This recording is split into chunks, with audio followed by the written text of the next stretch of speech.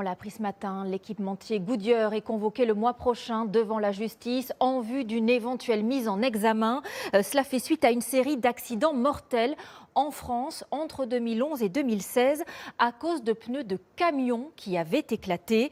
Le géant américain est suspecté d'avoir eu connaissance d'un défaut de fabrication, mais sans en avoir averti ses clients. Les précisions de Lise Cloy avec Faucine Magnéto et Loïc Germain. Difficile pour Sophie Rollet de retenir son émotion. Je voudrais avoir une pensée pour tous ces gens, pour Agnès, pour Joël. Je ne peux pas tous les citer.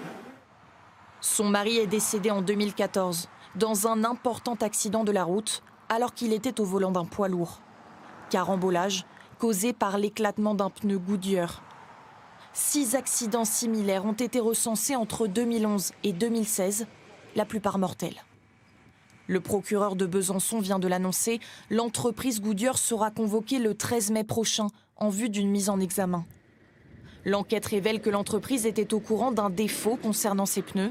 Elle avait à l'époque procédé à un simple programme d'échange pour ce modèle. Dans un document interne à Goodyear, il est mentionné: cette campagne fait suite à un examen interne des rapports d'enquête où un nombre limité d'incidents s'est produit avec des camions. Preuve que ces accidents auraient pu être évités, selon le procureur. Si, en avril 2024, ce n'était pas un programme commercial d'échange, mais une campagne de rappel impératif, en alertant sur les problèmes de sécurité affectant ces pneumatiques, peut-être que ces accidents mortels de la circulation de juillet 2014 ne seraient jamais advenus.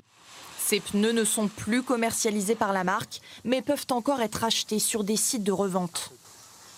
Moi, mon objectif a toujours été le même, c'est-à-dire que ces pneus ne circulent plus sur nos routes, ce qui, a priori, n'est pas le cas aujourd'hui. Nous avons contacté Goodyear. L'entreprise ne souhaite pour l'instant faire aucun commentaire.